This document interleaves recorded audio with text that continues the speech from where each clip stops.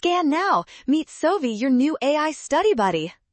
In Part A, Voda Reservoir's profit maximizing quantity, Q sub M, is determined where MR equals MC, and the price P sub M is found on the demand.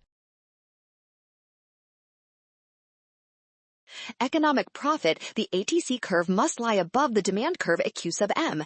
The deadweight loss is the triangular area between the demand and MC curves from Q sub M. Optimal quantity. In Part B, Q sub S is found where P equals MC, representing allocative efficiency.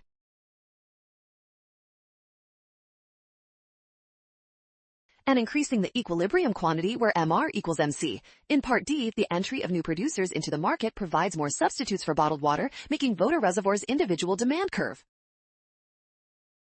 Great job working through that. Scan the code. You can learn better with Sovi. Watch out for sign errors and always double-check each step carefully.